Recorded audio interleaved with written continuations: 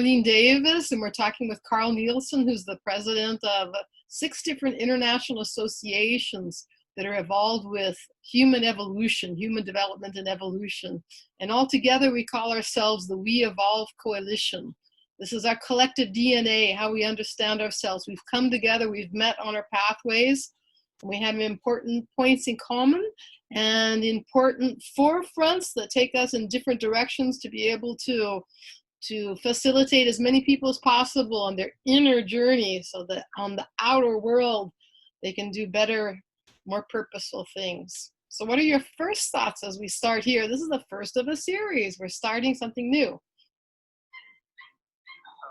We are very happy that you join us, and this is the first series of our master trainers who will present their latest ideas, their latest development.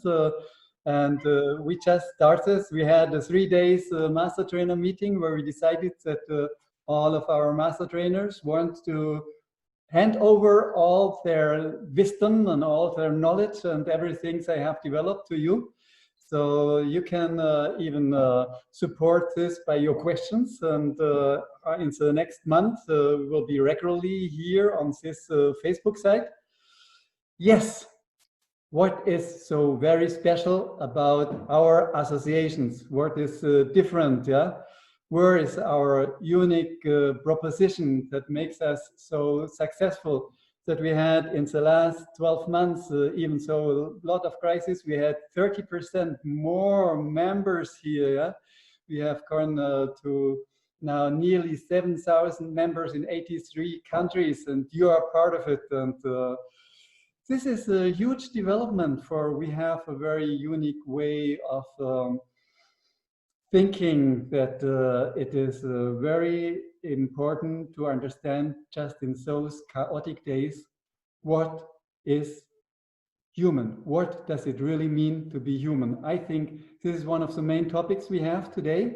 Between all the other topics, if you already create your life, or if you still reproduce your past, and if you're living in harmony with your unconscious, or do you fight still with it, according to Milton Erickson, one of our great teachers.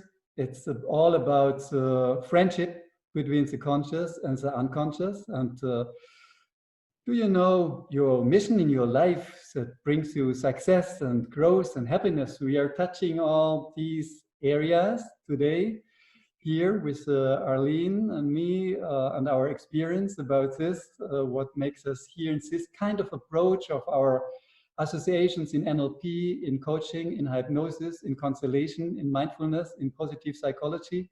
What makes us so unique in this world? Yeah, so, yeah, I'm seeing the friends coming in here. I'm looking down to the right. People will think from NLP that I'm feeling. Yes, I'm feeling anyway, but it's also where my iPad is so that I can say hello to people. I wanted to share with you, Karl, because before we got on, I was thinking about every day you can have a new way to understand the world. And specifically, I was thinking this morning, and I wanted us to be able to talk about this, that one of the biases that happens in our thinking and deciding is that after somebody has already been very invested in a present state, the tendency is to perceive that present state in such a way that people might attach to it. And I think that COVID shook us loose from a lot of things. And maybe that's one of the reasons we're having such a boom in understanding. So how is it that people get invested into their present state or invested into the goals they already have? And what's the importance of opening up to reviewing that, especially in a moment like this? Yes, I totally agree with you. This, the thinking that we have in our associations is take the challenges you have as fuel, as energy, as something that supports you to change your life, to bring the best out of you inside, from inside, to bring it out and to live the solution. And sometimes we are just a little bit lazy, and sometimes we need some kind of challenges, and we need some kind of crisis, and this really helps us. This is, I mean, our experience with working with people is mainly that when someone comes with a problem and we work with him. We go deeper and deeper and deeper in his problem, and it's not that it gets overwhelming, that it gets not able to a solution, or that we do not find things. But at the very end, when we go further and further and deeper, there comes something very, very shining, light, powerful. The solution is inside the problem. So if you go deeper and deeper and deeper into the problem, all of a sudden a miracle happens and you have the solution. The solution is part of the journey. And I think this is what our master trainers that offer trainings in NLP coaching, hypnosis, Constellation, mindfulness, and positive psychology. This is a competence, a high competence to go to the real potential, to the real energy that's inside yourself. And inside, you have everything you need, as long as you really open the doors to your inner potential. And this is what it's all about in our trainings that we offer, and our master trainers in our 6 associations. They are very, very competent in this. And that's why I'm so happy that we have such a big amount of different approaches, like coaching and hypnosis and constellation, mindfulness and positive psychology. So we are all connected in these areas. And I see, hello Bruce, you are here. Love to see you. And I see some other people as well. Wonderful that we have guests here. Yes, I like all the different things that we work with, and I use them all too. And there are different moments when one of the approaches has a special role for me anyway, working with people. And one of the approaches that we work with is mindfulness, and that came into the forefront at the moment of the pandemic.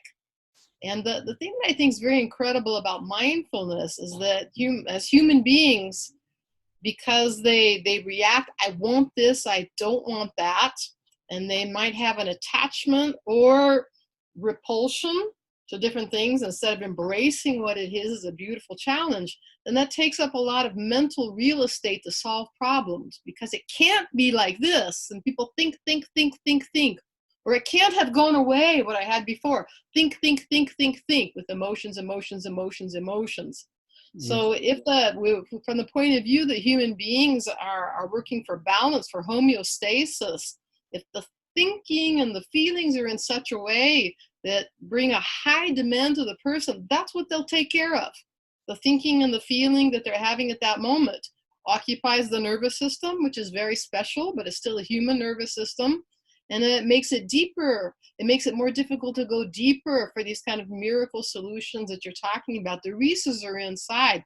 I believe that the solutions and the problems, but sometimes I play around with a phrase that I thought was somebody else, but it ended up me saying it, that the solution is not where the problem is. And I only mean that by the state, the consciousness state. The problem state of consciousness streams neurons in such a way that it keeps our system busy.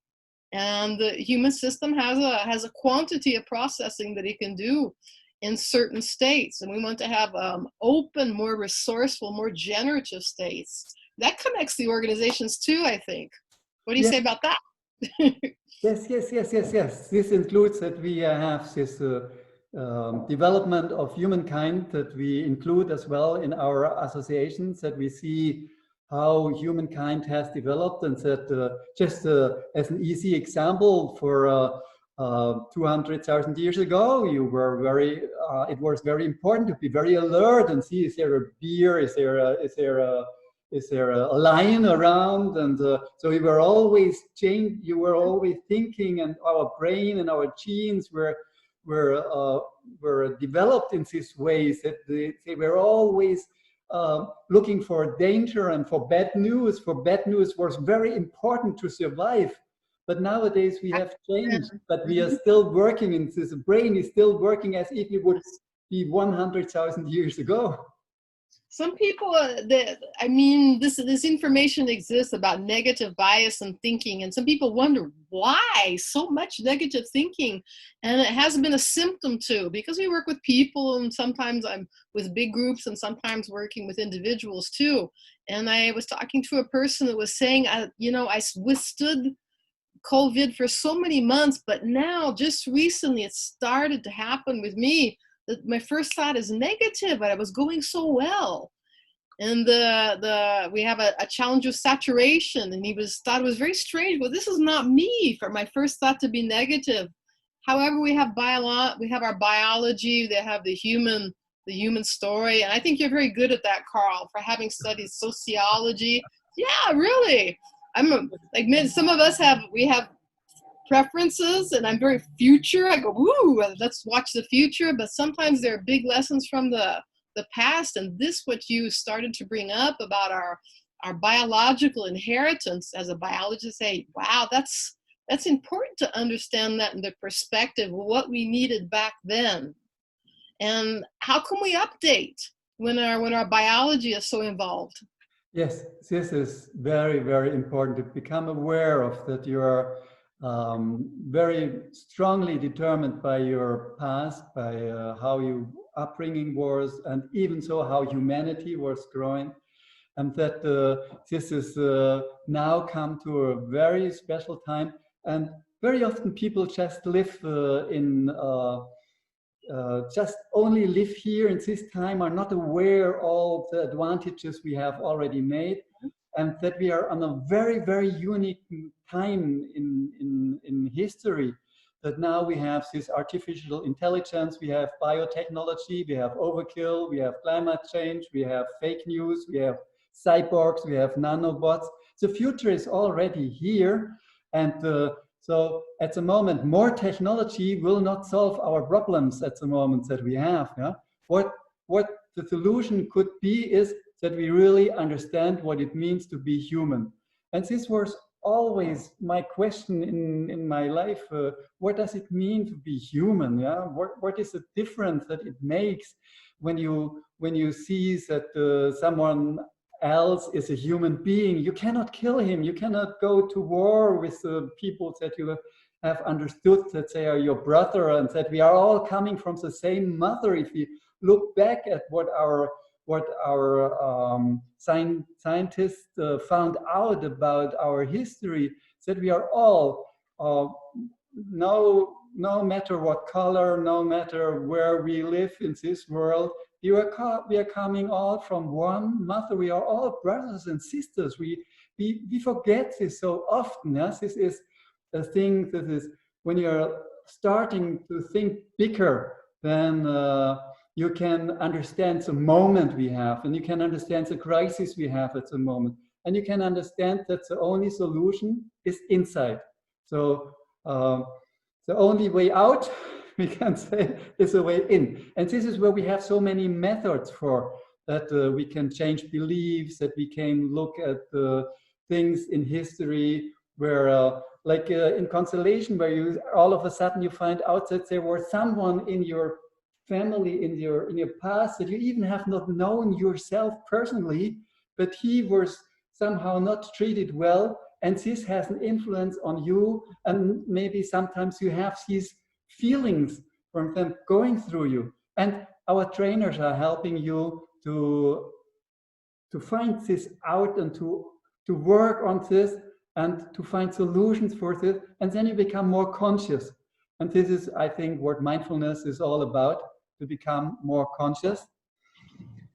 And I think in our trainings, and what makes us so special in these associations, is that we have, and I just see Bruce Grimley here on the screen. He has not typed in anything, but he's there giving us a heart. Thank you, Bruce. He's one of the doctors of the PhDs that we have at UCN. I have here my UCN shirt, my shirt as professor at the Universidad Central de Nicaragua. I have I'm dean of this faculty for psychology, where our master trainers can do their PhD, doing research on their training, and measuring the effectiveness of their of their trainings. And so we have this scientific approach that I do not know from any other association, that we have such a close inclusion of being connected to a university. And people like Lucas Dirks has done his PhD about social panorama, and Christian Hanisch about emotion thinking, and people from Netherlands, from Great Britain, from Croatia, Nada Kaiser, Will from USA. And so we have already many people who have used our special approach of, as well, the history, including the Graves, the Clare Graves levels, as well as the science of the university approach, and as well the spiritual approach that we have with Richard Bolstad or with you, where there is this connection, and with mindfulness and positive psychology, where we go in a greater direction of understanding humankind and understanding what does it mean to be human. And I think it's humbling too when you say that we may have an emotional reaction from an ancestor that we haven't even met yet. And I think that we have a collective concern about the well-being of people as they go into their self-development, because depending on the place that they find to do their self-development, they get the messages that they need at that moment. They decide to stay or go. And at least in our organizations, we're looking for a way that people can understand it's a greater question. Being human is a deep question. It's not about snapping your fingers and ignoring whatever, and that doesn't have any effect on you. Only you have an effect on you. It's a little bit more complex than that, I believe. Yes, it's very much complexity. Everything has gone faster and faster. Yeah, so sometimes we just feel somehow lost in this new development where you have to look at your smartphone and check your emails, and you have things we did not have 50 years ago. We have changed a lot, yeah, and still we are so old ones. We are both. Yeah. I didn't predict the way I knew it would happen, the way I would say, well, I can remember when, you're at an experience stage, you can say, I remember when we didn't have cell phones and we had to wait for somebody to call, or I can remember when we couldn't have everything on demand, when we wanted to hear a song or to watch a program on TV. When I was a little girl, I had to ask my mother and father, please let me stay up late to watch the TV program, the special TV program. And it's not like that. There are restrictions and opportunities. They're in constant movement.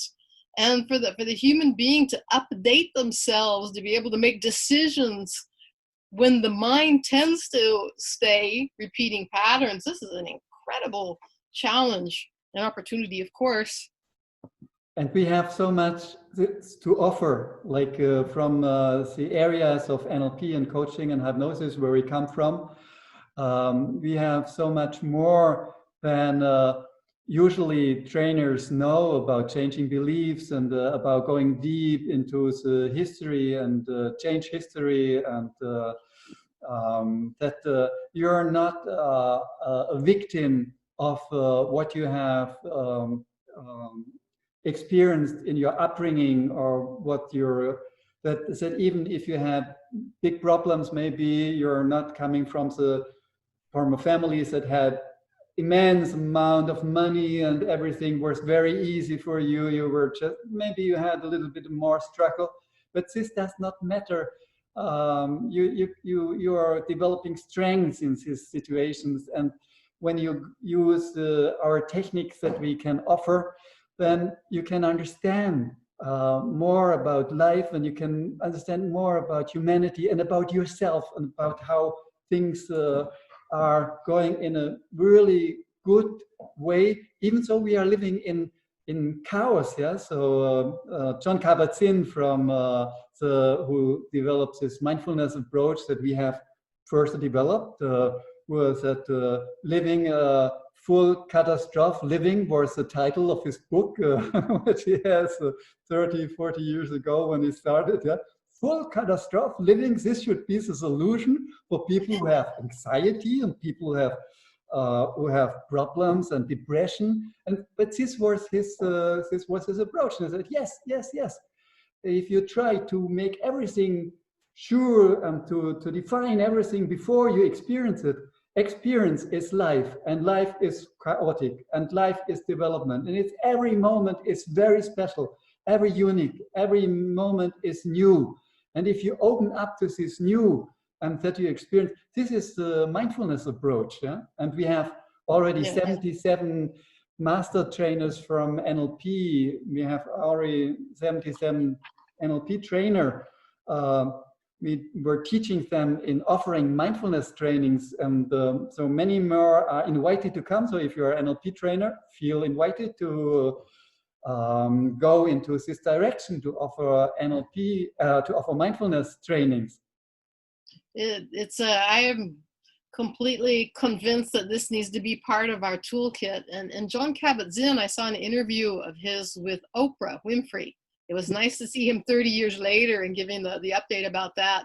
And he was talking about an expectation, a whole belief set that was created, that people think that as life goes on, we'll be better and better at controlling life, that controlling the outcomes of what happens to us and what doesn't happen to us. And within that expectation, people get stronger maybe on their belief about this is not how things should be. We should have done a better job, or a certain person shouldn't have made that decision. And then they're kind of missing the point, according to what Jon Kabat-Zinn was saying in his book back then, and the saying in the interview is prepare for that. Learn to I mean, what an attitude is that? This is the right thing to be happening at this moment for me to be accessing my most noble resources. This is life. This is not like, oh, that was a hiccup in life, and we had to open up a parentheses in life because this happened, and oh, this will pass, with the inner thinking maybe that, oh, I can't wait for things to get back to normal. Then people say, no, they won't. It'll be a new normal, but they're still doing the mind thing about normal, about expectations, that it will be a certain way, and then getting disappointment when it doesn't happen like that. So we can save so much energy. Yes. Being in the present.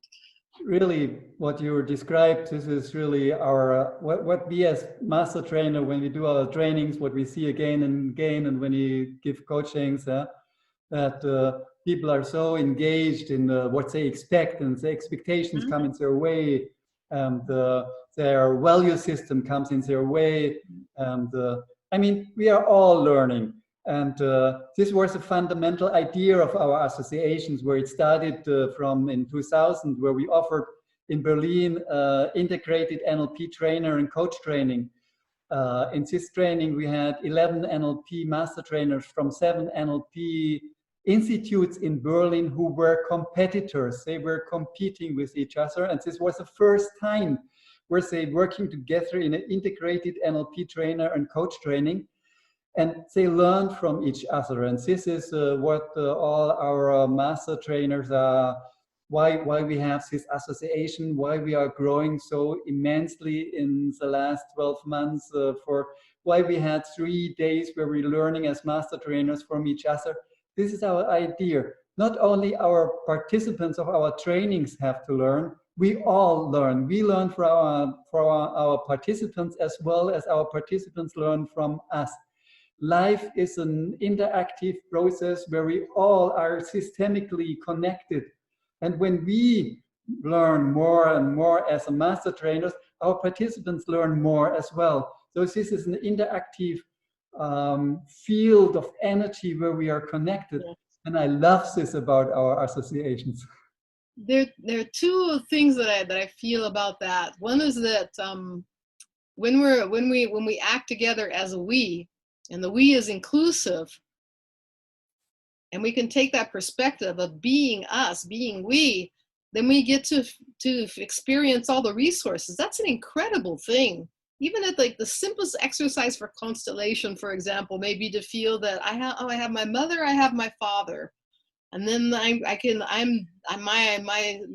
my sex is defined in my head and my body. In my particular case, I'm good with how I've understood that, and say, oh, it's so nice to have both. Wow, that feels really resourceful to have the feminine polarity and the masculine polarity within me. So good to open up to have that too.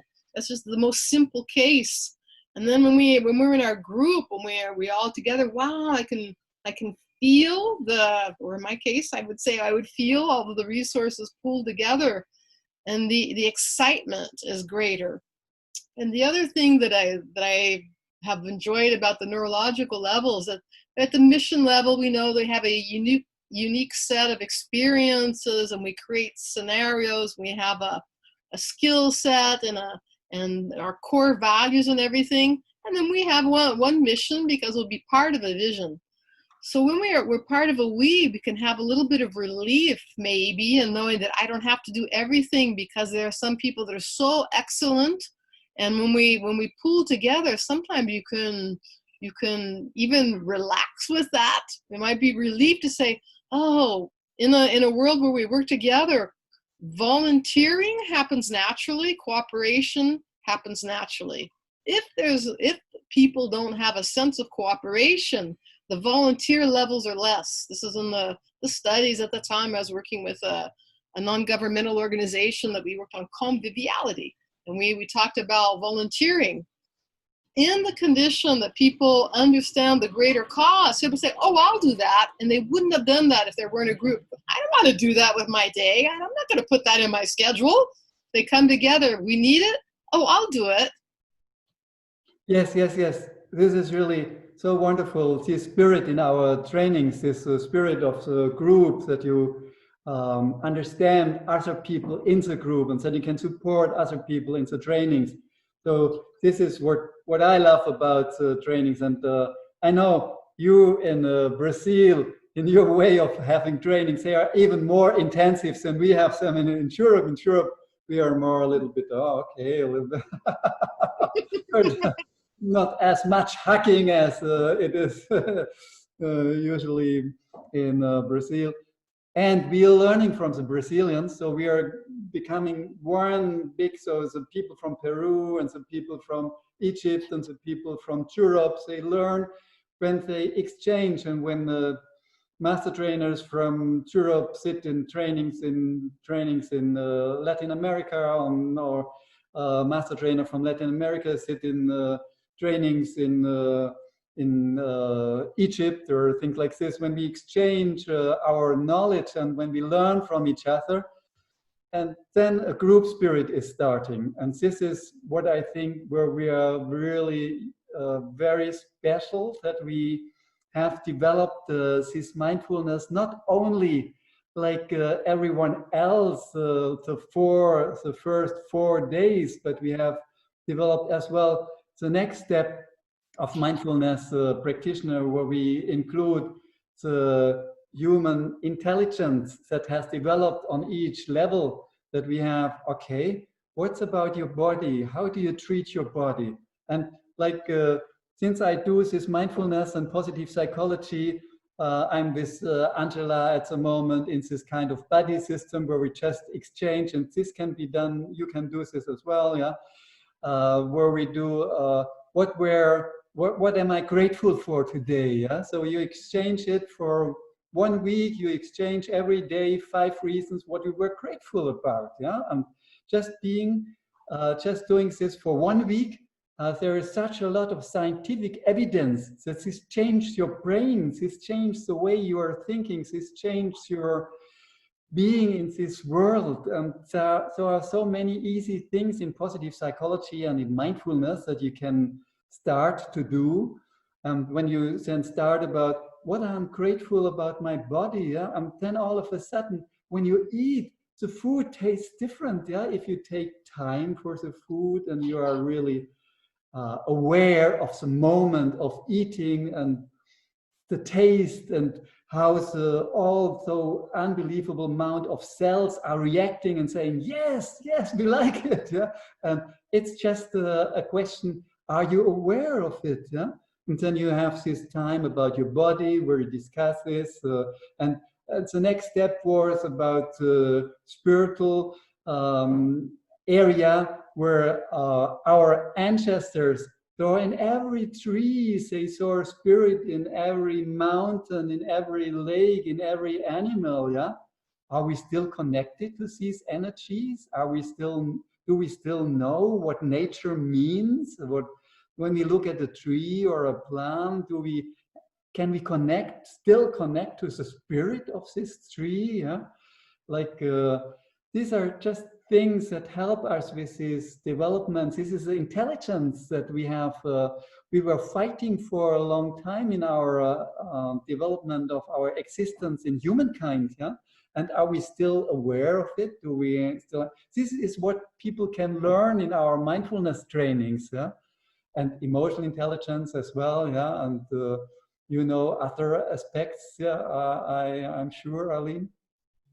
Yeah, but mindfulness was as the first new thing that I did after the pandemic, after the quarantine, the worldwide quarantine. Is it was important to start making decisions.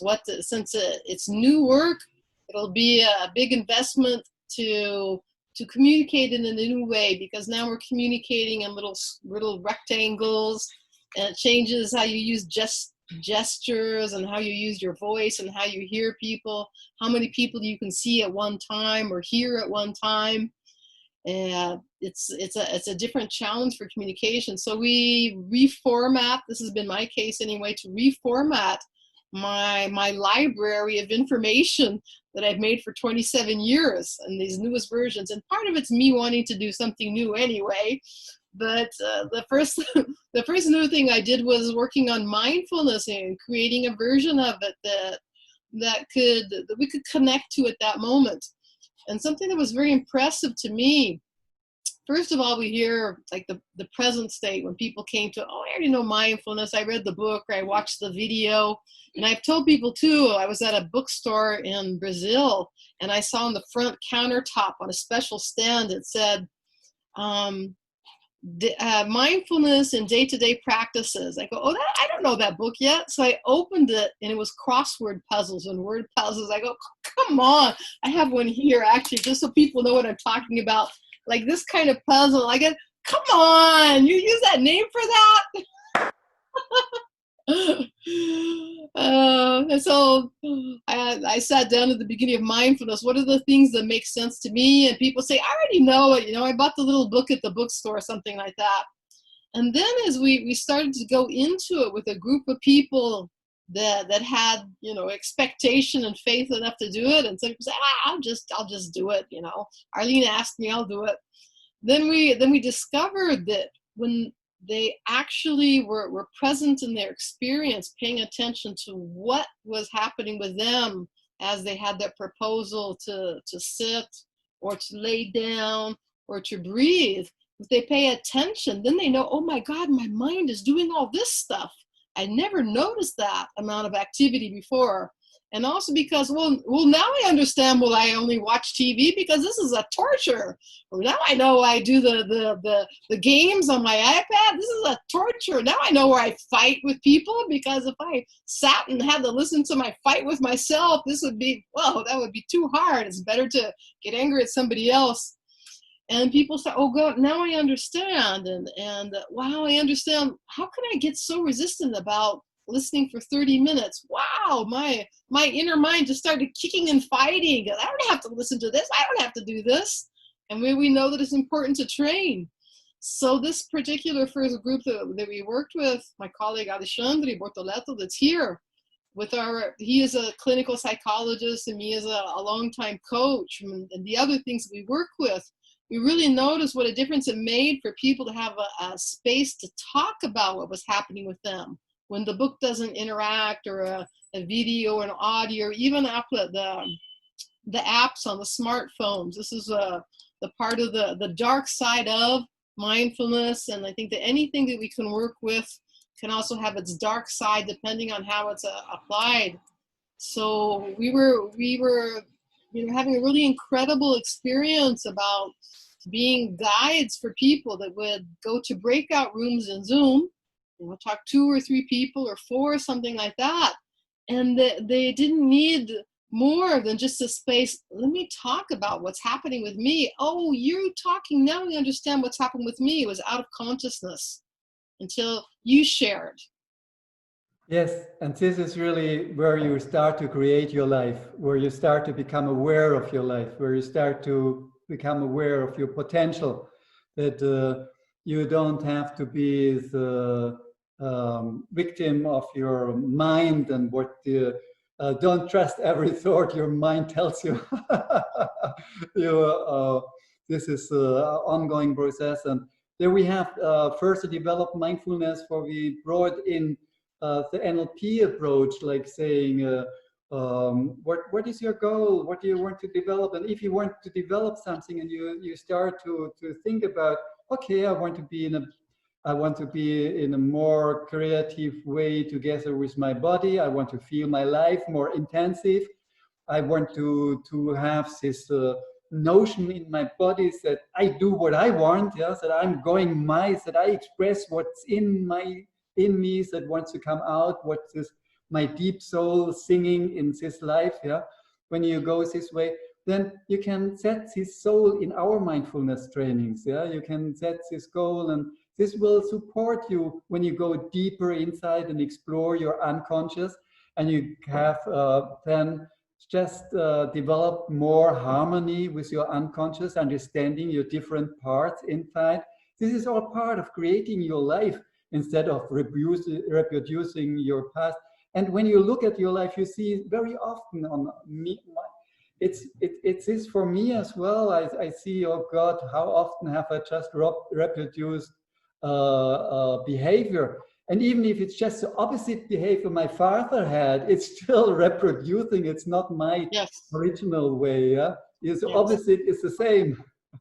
It's projection in a different direction, because maybe the inner wisdom hasn't been reached yet, and it's not so very simple for a person to go through all the layers of information and reactions, and having that time that's beyond time, that can happen in 5 minutes when they really get to quiet their mind. So it's been very interesting to put NLP and coaching together with mindfulness, people understanding the hypnotic language as a pathway to open up an inner conversation is so important. And it can be so very gratifying. And I think it's been good to get older, because over time you say, oh my God, these things that I keep in my life over time, it doesn't, there's a speaker that says not everything has to happen at this red hot minute. And sometimes we can notice in our stories, if you have more time of life, you can have more reflection on this, is that keeping an intention in one's heart over time, and you don't control maybe exactly and how, and it may not be gradual, it looks like an overnight success, but it's not. But many times there's like, oh, it just fit in. All the cooperative elements were organized in a harmonious way that has to do with the harmony with our unconscious mind. Oh my God, this is it. Or a piece of my life showed up as I wanted it to be. And like for this very night, it felt so good to be together. Or on this very day, at this moment, oh, it feels so good to breathe. Or like people who are following me on Instagram know that after almost 4 years, they go, oh, I'm calling Sao Paulo my city on the inside. Go, that didn't happen for so many years, and it happened in my unconscious mind. And one afternoon I was there on my balcony with my smoothie, and I go, oh, I'm toasting Sao Paulo, it's my city now. Wow, my mind needed that time to make peace with that. It's incredible for the individual journey. Anybody needs it, I will be open here and say, master trainers like me with 27 years, we still need it every day. I use what I teach. I think we do that too. I use what I teach because it's really, truly pertinent. Yes. I love to use what I teach, and this makes us authentic. This makes us real. This makes us powerful. That people feel, oh yeah, there is someone there. And as you said, it can be just having in your mind that you want to live in harmony inside yourself with your unconscious, that you want to bring out what's inside you. For every one of us is so unique, yeah, to understand this, that people are unique. Every one of our 7 billion people on this planet, yeah, everyone is unique. And does he try to just to be a copy of someone else? Yeah, oh, he's so successful, I want to be like him. Yeah, or does he learn in our associations, in our trainings that we offer? Does he learn, oh, this is my strength, oh, this is my power, oh, this way my unconscious really gives me energy and let me show the world what's my, and everyone has to bring light and energy into life. And does he know what this power inside him is? And that is what I think we experience in our trainings, and even in online trainings, in the breakout group. This is possible, yeah? Totally. And that is what you're talking about now reminds me of a reflection that I was making these last 2 days approximately, is that what happens, what kind of intrigue happens when somebody says like, oh, I'm better than you, or you are better than so-and-so. It has all these incredible triangulations when somebody says, oh, you're better than your colleague, the person, or they reject it. And somebody says, I am better than, or you are better than me, and all these comparisons that cause reactions, so that somebody might try to correct something that doesn't need to be corrected, would be a waste of their time, and their energy will not be as fully available as they just say, okay, well, my work here is for me to be me, and thank goodness there are other people. Yes. To be really you, to have your mission, to know what you want to bring into life, and everyone has something to share. And this is when this flowers. This is so wonderful. This is the miracles that happen in our trainings. Yeah? When we see the people blush and flower, and oh wow, all of a sudden there is this change of energy. And before they were in this problem, and I have this problem. Why do I have this problem? I don't know. Everyone else is so successful and I'm not. And then they go deeper and deeper and deeper, and all of a sudden things change. You cannot explain it, you have to experience it. Yes. And it's possible in online trainings. I believe so. I had told you before that I wanted to do something to conclude our talk today, to ask you to identify for us what were the 3 major takeaways of what we talked about just spontaneously here for these 45 minutes. What would you say are the 3 big points? One big point is to really deeply understand that the problems that are around you, that they give you energy for the solution, that the problems are really great, so you can embrace your problems and love your problems and start to understand the deep energy inside these problems. I think this is a takeaway. If you start to see your problems from a different perspective, how they can bring you to the next level of your awareness, the next level of your being human, or next level of unfolding your potential. Yeah? If you really understand this deeply, this could be a great takeaway. Good one. Tell me more. Can I have 2 more? It's a banquet. I want to hear yours as well afterwards. Uh-oh, I didn't plan for this, but I will do it. Yes, and another one, I think I was talking about I'm just at the end of 1 day body work in gratefulness. I was exchanging every day 5 things I was grateful at the end of the days, where I thought at the end of the day, what I'm really grateful, yeah? And so when you start to think about what am I really grateful, you can take this as takeaway, yeah? That you can include this in your life, yeah? Just find someone and say, hey, can we exchange just for 1 week? What are you grateful for? What am I grateful for? Just 5 things every day. And there are a lot of scientific evidence that this works. and you can believe, and you can experience it, and you can try it. Yeah, take it as takeaway, take it with you, and try it tomorrow with someone, or tonight find someone that you exchange for just 1 week. 5 things that give you this different state of mind. This gives you the inner freedom to think differently and to change your state in a state of happiness, in a state of being connected to your unconscious. A takeaway. A third takeaway is this, for me, this idea that you have really a mission, that you really do have a mission, like a hero's journey, that your life is a hero's journey, that you have obstacles, and that you have something to do on this life. And this brings you really success, growth, and happiness if you follow your inner calling.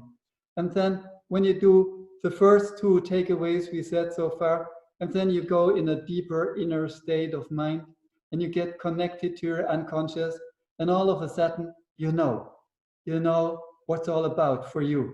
And this brings such a deep sense of gratitude, of happiness, of growth, and of success. Success just follows this easily when you are connected. Yeah?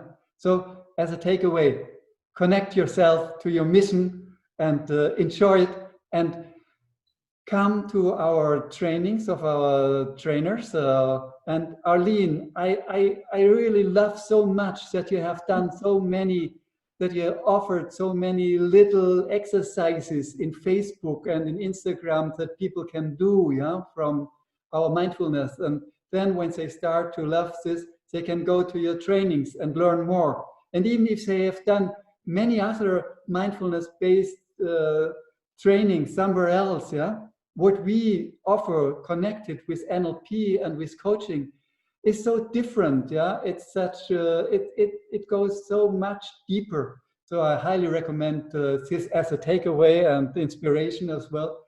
Watch Arline in her Facebook and what she is doing. Oh, thank you. Okay, I'll give you 3 takeaways too, even though I didn't know I was going to do this, but I'll do it anyway. Number 1 is that something I learned about dialogue is that when you're listening, don't think. So I said, oh, Karl asked me to do 3 takeaways, and I got to make a decision from the years that I was involved in dialogue. It's not time for me to make my list. I'm listening to Karl. So this that's one of the takeaways that I'll say, that you have these opportunities in life. Listen when the other person is speaking, and believe you'll know what to come back with. You don't have to plan it while you're doing it. The second thing, when you were saying 1, 2, 3, and the third one incorporated the first 2 and it goes deeper, I had a really strong aesthetic sense that was very gratifying to hear that. And I remember that's a book that's up on my shelf here. I arrange my library according to how I have to look to, if it's straight ahead or it's up. And my book that has the title The Aesthetics of Change is up here. I have to look up to look at that.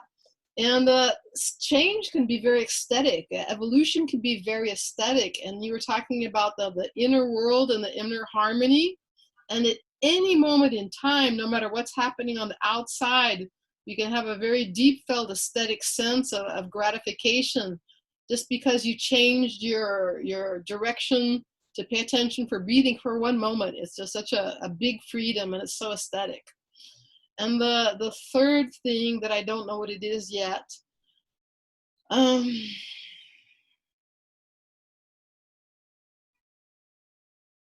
it's permitted to give yourself pauses.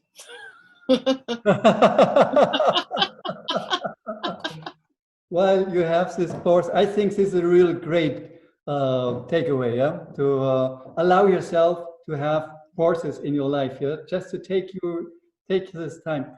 When I was in Nicaragua last time with the psychology student there, and this is just additional takeaways that I recommend you very much, yeah? To take it away with you. And then I was talking with them about what they want to do and things like that. And And I said, are you ready for a little exercise? And they, okay, yes. And I said, when you are connected, yeah, when you are connected, you cannot say negative things when you are connected, yeah. So I said, okay, make just this little exercise, yeah. Pair up and look in each other's eyes, yeah. Just look in the eye of the other, yeah. Just get connected, yeah. And then tell him something about something negative that happened in your life, yeah, that you did not like, yeah. And it's not possible to stay connected and tell about something negative, yeah. You cannot tell someone else that he is somehow not the way you like him or whatever. When you are connected, you're in such a state, yeah, that it's not possible when you're connected when you're with your eyes, when you're connected with someone else.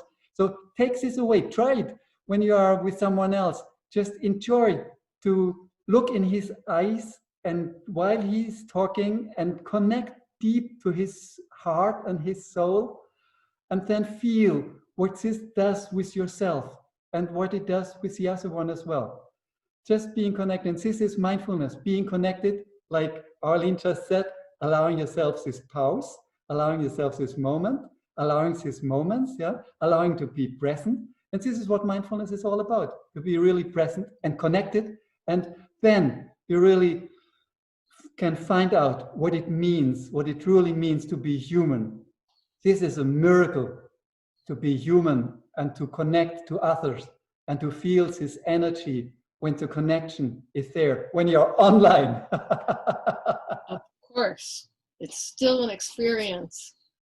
I'm so grateful for our time together, Karl. Deeply, deeply gratifying. It's special to know that spending 1 hour of one's time can connect to things so deep and profound and beautiful. And at the same time, besides having this really wonderful hour with you, I think that according to each person and what they might take away from this, more things can happen in a greater time frame. So it's just such a deep honor to be able to make a contribution without deciding how it's a contribution or no. It's trusting deeply in every person that they'll take from it, and they'll soon be a place for other people to make contributions to, because just in 1 month's time we'll have another incredible conversation between Yvonne van Dijk and Fernando Gil. Yvonne from Austria, Fernando from Peru. I think it's really cool that we're crossing the oceans to talk to each other, and we're going to have all these incredible cultural combinations and expertise coming together. So keep in tune, everybody. Yes. Thank you, Arline. This is wonderful. You're president in not only Brazil, you're president of, and America needs a lady president. You're president of our associations in NLP coaching and hypnosis in USA as well as in Brazil. So, and I enjoyed every minute with you, and thank you for sharing this time. Bye. Bye-bye, everybody.